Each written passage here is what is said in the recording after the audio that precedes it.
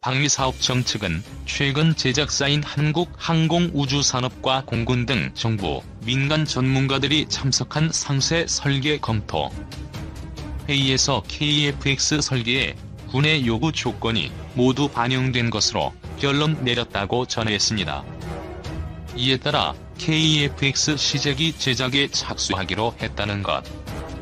앞서 군은 2016년 1월부터 KF-X 개발에 착수해 지난해 6월 기본 설계를 완료한 뒤 현재 세부 상세 설계를 마무리 짓고 부품 제작을 진행 중이랍니다. 카이에서 제작하는 KF-X 시제기는 2021년 상반기에 완성됩니다. 2022년 상반기부터 100여 차례의 시험 비행과 보완 작업 등을 거쳐 2026년까지 개발을 끝낼 계획이랍니다. KF-X 사업은 공군의 노후 전투기를 대체하는 F-16급 이상의 국산 전투기를 국내 기술로 개발해 120대를 양산하는 내용이랍니다. 사업비 규모가 총 18조 원으로 건군 이래 최대 규모의 무기 개발 사업이랍니다.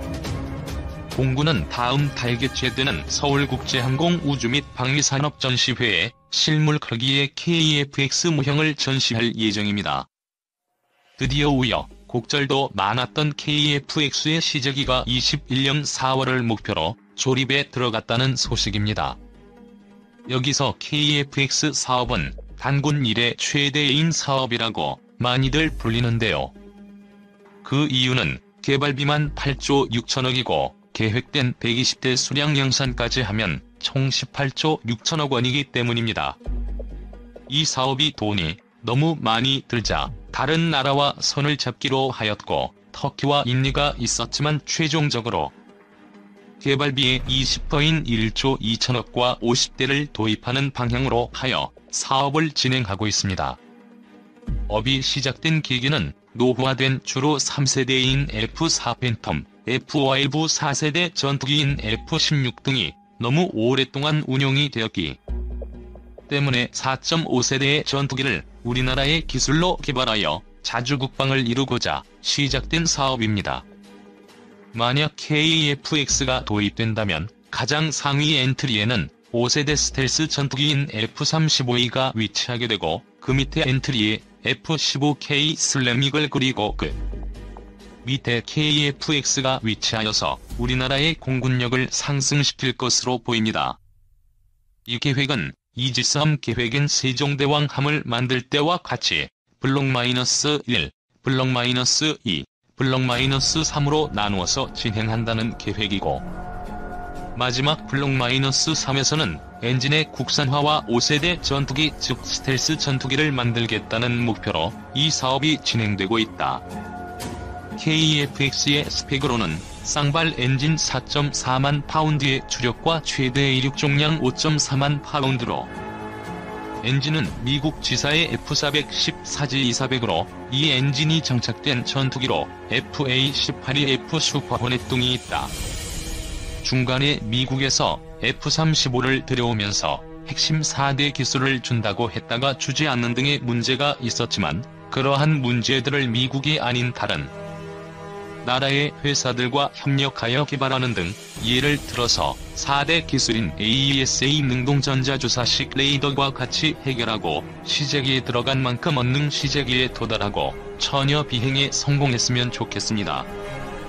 KF-X 사업이라고 불리는 한국형 전투기가 4.5세대 전투기로 주변국인 중국과 일본을 압도할 최강의 전투기가 될 것이라는 자신감을 내비쳤다. 그런데 그동안 좌초와 실패라는 오명을 받았던 KF-X 전투기가 하루아침에 최강 전투기가 될 수 있을까에 의문을 가진 사람들이 많을 것이다. 상대적으로 막대한 투자와 경험을 가진 미국 전투기들도 알려진 성능에 대해 아직까지 검증을 마친 것이 아니라고 볼 때 우리 스스로 부정적인 부분을 강조하는 것이 반드시 좋은 것만 아닌 듯 싶다. 미국은 2차 세대 이후부터 소련과 냉전 시대를 보내면서 소련의 붕괴 직전까지 소련의 첨단 기술을 두려워했다. 실제로 우주 사업도 당시에는 실패만 거듭한 미국에 비해 소련은 승승장구하여 과학기술 분야에선 미국보다 더 첨단을 걷고 있었고, 결과적으로 보면 소련의 상상력이 동원된 첨단 무기들도 국가범죄로 사라지거나 미국 등에 비밀리 건너간 것들이 상당 부분 존재했다. 한국형 전투기 사업이 이제 시제기를 만드는 과정으로 돌입하면서 그동안 갖고 있는 우려와 불신들을 씻어낼 시간이 다가오고 있다. 우리나라 입장에서는 세계 국방력 7위 수준에 도달한 대단한 위치임에도 가장 국방력이 강한 러시아, 중국, 일본, 북한과 함께 속해 있다. 우리나라도 한때 F-4 팬텀기를 지원받았을 때가 한반도에서 가장 강한 공군력을 지녔었다. 지금은 하루가 다르게 첨단 기술을 입은 무기들이 등장하고 때로는 위협도 되고 때로는 안전을 보장해주는 듯 보인다. 기술 강국 일본도 자체 전투기 생산보다 검증된 미국 전투기 구입으로 선회했다. 중국도 러시아, 미국의 무기를 따라하면서 짝퉁이라는 오명 끝에 자국 전투기를 발전시키고 있는 과정에서 우리도 충분히 실패를 두려워 말고 도전하는 방식을 갖는 것이 우리 시대의 당연한 과정이라고 본다. 진행 상황으로는 2014년부터 200억 원을 시작으로 2021년까지 8조여 원을 투입해 한국형 전투기 180여 대 양산을 목표로 개발하고 있습니다. KF-X 사업은 2018년 기본 설계를 마무리하고 2019년까지 상세 설계를 진행해 2021년 시제 1호기 출고, 2022년 초도 비행을 목표로 하고 있고 2025년 양산을 시작하여 2026년부터 실전 배치가 될 예정이라고 합니다. 저걸 타고 엄청난 속도로 하늘을 날 공군을 생각하면 정말 대단하기도 하고 존경스러우면서 너무 멋있다는 생각이 들어요. 1차적으로 120대를 도입할 예정이고 향후 F-16CD 계열 대체 물량을 고려해서 최대 250대 이상 도입을 예상 중이라고 합니다. 체급은 중형 전투기예요. 기관포는 F-22와 FA-18EF에도 적용한 M61A2 20mm 발칸포가 탑재되었다. 최대 무장량은 약 17,000파운드이며 AIM-9X, AIM-120, SDB, CBU-105, JDAM, LJDAM, LGB, AGM-65 등 다양한 무장을 운용할 수 있다. 수출을 고려하여 미국제 무장 외에도 KEPD-350 타우러스, 아이리스-T, 미티어 등 유럽제 무장과 장거리 공대지 유도탄 II, KGGB 등 국산 무장도 인티할 예정이다. 하드포인트는 주입 하단에 6개, 동체 하단에 4개로 총 10개이며 동체 하단의 하드포인트는 반미립 무장용 MEL이다. 미티어나 AIM-120, M-남 미사일을 4발 탑재할 수 있다. 위 내용은 사전에서 가져온 내용인데 모르는 단어가 넘쳐도 정말 엄청난 전투병기라는 건 그냥 봐도 알 수 있어요. 그리고 센서 및 통전 장비입니다. AESA 레이더, IRST, EOTGP, EW 스위트 이런 부품들이 내장되어 있습니다. 최신형 전투기에 걸맞는 장비들이 있어요. 공대공, 공대지, 공대함 탐지, 추적 기능 등 다양한 기능이 많아서 안전하고 강력한 무기라고 합니다.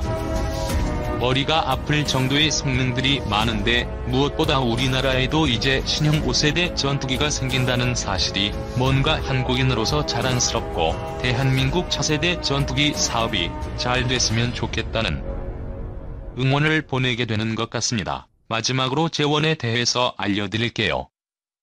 분류는 다목적 전투기로 좌석은 단좌 및 복좌입니다. 엔진은 제너럴 일렉트릭의 F410-4G2400 XE를 사용하고 추력은 도저히 모르겠네요. 히읗. 전폭은 11.2m, 전장은 16.9m, 전구는 4.7m, 날개 면적은 46.5제곱미터입니다. 공허 중량은 12,000kg, 최대 이륙 중량은 26,000kg, 최대 탑재량이 7,700kg, 연료량은 5,500kg. 이렇게 나와 있습니다. 현재도 점점 많은 정보들이 나오고 있고 제가 소개하는 간략한 정보들 이외에도 사전 등에서 더 자세하고 상세한 정보를 찾으시는 분들은 검색해보시면 더 전문적인 지난번 공군이 스텔스 기능을 갖춘 5세대 한국형 전투기를 개발한다는 야심찬 계획을 내놓았다. 최근 일본이 스텔스 기능을 갖춘 최신의 전투기 F-22 랩터의 도입을 추진하고 중국이 젠 13, 14 등 스텔스 기능을 갖춘 신해기를 개발하고 있어 동북아에서 공군 전력의 공백이 우려되고 있다. 이러한 정세 속에서 지난번 노 대통령이 동북아에 멈추지 않는 군비 경쟁에 우리도 구경만 하고 있을 수는 없다고 밝힌 적이 있듯이 한반도를 둘러싼 주변국들의 군비 증강으로 우리의 안보와 군사력을 뒤돌아보지 않을 수 없는 상황이다. 현재 군이 추진하고 있는 국방개혁 2020에 따르면 우리도 2010년 중반에는 차세대 전투기인 F-15K와 5세대 전투기로 불리는 스텔스 기능을 갖춘 신해기를 도입할 예정이라고 한다. 또 공군은 T-50 개발로 기술 능력을 인정받은 바 있으며 앞으로 20여 년 안에 현재 미국만이 보유하고 있는 5세대 전투기급의 최신의 한국형 전투기 개발 계획이 발표되어 국내외에 비상한 관심을 모으고 있다. 최근 사회 일부에서 이러한 한국형 전투기 개발에 대하여 갑론을 박이 분분한데 주변국들의 군비 경쟁과 패권주의 속성을 이해한다면 다소 무리가 따르더라도 5세대 한국형 전투기 개발 사업은 추진돼야 할 것으로 본다. 특히 우리의 영공, 한반도의 안정과 번영을 위해서는 미래 공군 전력의 투자가 불가피하다고 보며 지금까지 T-50 사업에서 보여 왔듯이 이번 KF-X 사업 역시 성공할 수 있도록 우리 모두가 군을 신뢰하고 성원과 관심을 아끼지 말아야 할 때가 아닌가 생각된다. 7월 경남 사천에 위치한 한국 항공우주산업 공장에서 첫 출고됐다. 이로써 우리나라는 독자적으로 헬리콥터를 개발한 세계 11번째 국가가 됐다. 카이는 2022년까지 약 4조 원 규모로 200여 대의 수리온을 생산 납품해 노세한 VH-1H와 500MD 헬기를 대체할 계획이다. 수리온 사업이 예정대로 갈 경우 약 12조 원의 산업 파급 효과와 5만여 명의 일자리 창출도 기대된다. 수리온은 최대 이륙 중량이 약 9톤인 중형 헬리콥터로 분당 150m 이상의 속도로 수직 상승할 수 있다. 약 2700m 상공에서도 제자리 비행이 가능해 한반도 전역 산악 지형에서 작전이 가능하고 개처럼 옆으로 날거나 후진 비행 및 S자 형태의 전진 비행도 가능하다. 또한 승무원을 본 논문은 한국군이 어떤 경위로 강력한 헬기 전력을 마련하게 되었느냐에서 시작하여 국내 헬기 업체들의 과다 경쟁, 군의 잦은 정책 변경과 잘못된 ROC 설정이 헬기 사업에 어떤 악영향을 주었는지를 분석하였다. 우선 70년대부터 80년대에 도입된 500MD의 경우 도입 시점부터 탑승 인원의 증대, 무장의 개량 등의 많은 개량안이 제안되었지만 이는 제안만으로 끝나고 최초 개발된 헬기를 현재까지 큰 개량 없이 사용하여 시대와 전술의 발달에 뒤처지게 되었다. 80년대에 진행된 AH-1S 도입 사업은 최대 이륙 종량의 여유가 너무 없는 기종을 선택하여 향후 전자장비와 무장, 엔진 등의 전반적으로 개량을 할 수 없는 상태가 되었다.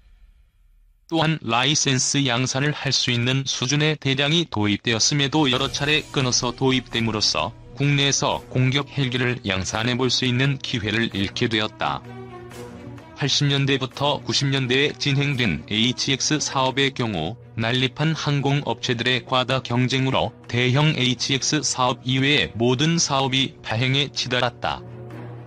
유일하게 사업이 제대로 진행된 대형 HX 사업 역시 계약에서의 독소 조건, 과다한 가격, 저조한 국산화율 등 많은 문제점이 지적되었고 추가 양산이 진행되었음에도 불구하고 노후된 헬기를 대체하지 않아 이후에 문제를 증폭시켰다. UH-1H의 대체 사업인 중형 HX 사업의 경우 대체 시기가 수십 년 전부터 알려져 있었고 대체 사업이 도태 시점에 20년 전부터 사업이 진행되었음에도 불구하고 결국 사업의 무기한 연기를 계속하여 결국 UH-1H의 도태 시점인 05년이 돼서야 대체 사업의 개발이 시작되었다. 공격 헬기용 정찰 헬기를 도입하는 소형 HX 사업의 경우 후보 헬기 자체들의 성능 부족과 전술 변화에 따른 소요 감축으로 거액의 뇌물이 수뢰된 비리 사업으로 변질되었으며 도입 물량도 소요에 비해서 부족한 데다가 양산 단가도 초반에 5배에 달하는 무시무시한 결과가 나왔다. 소형 KMH 사업의 경우 요구 조건을 사실상 KLH 사업과 거의 비슷하게 내놓아 각 업체들의 과다 경쟁을 유발하였고 이 때문에 여러 업체들의 선행 투자로 했는데 결국 이 소형 KMH 사업은 폐기됨에 따라서 막대한 국력의 낭비를 가지고 왔다. 중형 KMH 사업에서는 사업을 어떻게 추진해야 할지에 대한 정책적인 논의를 무려 5년 동안 진행함으로써 노후 헬기의 대체를 어렵게 하였고 KHP 사업의 개발 기간을 확보하기 힘들게 하였다. 이 정책 논의의 결론으로 KHP 사업이 추진되기는 하였지만 이 논의 때문에 아직도 칸은 발목이 잡혀있는 상태이다. KHP 사업에서는 해외 협력 업체의 제안에 의해서 원래 설계하던 헬기보다 큰 헬기를 확보하게 되었지만 이에 따른 ROC 변경이 이루어지지 않았기 때문에 모처럼의 대형 헬기의 성능을 충분히 활용할 수 없게 되었다. 업체의 과다 경쟁에 의한 폐해는 카이의 설립으로 어느 정도 해결이 된 상태이다. 하지만 군의 잘못된 ROC 설정과 정책적 실수들은 아직도 풀어야 할 골치덩이로 남아있다. 과거의 잘못들은 고칠 수 없다고 하더라도 현재 진행 중인 KUH와 가 사업에서 수정 가능한 점만큼은 고치는 것이 좋을 것이다. 한국군은 동북아뿐만이 아니라 세계적으로도 대량의 헬기를 보유하고 운영하고 있는 군대이다. 한국군이 이런 선택을 하게 된 것은 월남전에 참전하였을 무렵 미군에 의해서 이루어진 대규모의 헬리본 작전을 체험한 경험이 그 이유이다. 또한 북한이 대규모로 보유하고 있는 AN2 및 게릴라 침투에 대응하는 것이기도 하였다. KHP 사업을 이해하기 위해서 우선 1970년대 중반에 이루어진 AH-1J, 500MD, UH-1H 도입 사업을 이야기하도록 하겠다. 율곡 사업이 처음 시작되면서 그와 같이 논의되기 시작한 것이 국내 항공산업 발전을 위한 헬기 라이센스 생산 방안이었다. 계열은 공격 헬기와 기동 헬기로 나뉘어졌고 기종은 자연스럽게 월남전에서 경험한 바 있는 AH-1과 UH-1이 논의되기 시작하였으나 AH-1J의 경우 가격이 너무 비쌌기 때문에 소량만을 직도입하기로 결론이 났다.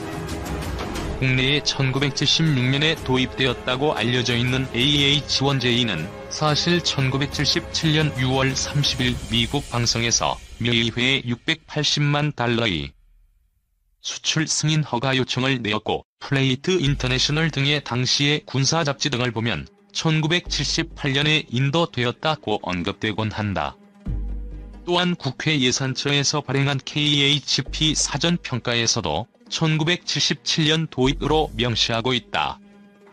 우리 군이 도입한 AH-1은 형식명이 AH-1J이기는 하지만 미해 병대의 것과는 다른 도 운용 능력이 부여된 인터내셔널 버전이었다.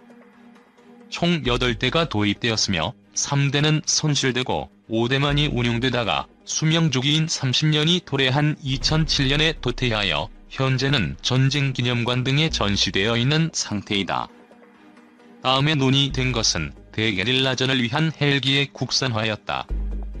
월남전의 경험으로 한국군은 게릴라들은 일정한 장소에 머무르지 않으며 발견되는 즉시 이동하는 특성을 가졌기 때문에 발견 즉시 신속하게 공격할 수 있는 헬리본 작전이 필수적이었다. 대게릴라 전용 헬기의 후보 기종은 UH-1과 500C였다. 벨사에서는 월남전 때 다양한 전투 경험이 있다는 것과 500MD보다 월등한 체급과 적재 용량을 장점으로 내세웠다. 군 내부에서도 헬리범용이라면 당연히 기동 헬기인 UH-1 계열이 좋다는 의견이 우세하였으나 제시한 헬기는 이미 생산 중지 결정이 났으며 당시 미군이 사용하고 있던 UH-1이 UH-60으로 대체되고 있었으므로 중고기를 저가에 받을 수 있을 것이라고 판단하여 500MD가 기술 도입 생산 기종으로 결정되었다. 실제로 UH-1 계열은 율곡 사업의 일환으로 1977년에 4,050만 달러의 가격으로 48대를 도입하는 등 육해공 총괄에서 그것이 신품이건 중고이건 간에 최소 180대 이상의 수량이 도입되었다. 물론 대부분이 중고이기는 하였다. 이 중 공군의 UH-1은 이미 전량 퇴역하였으며 현재는 육해군이 운영하는 140여 대가 남아있다.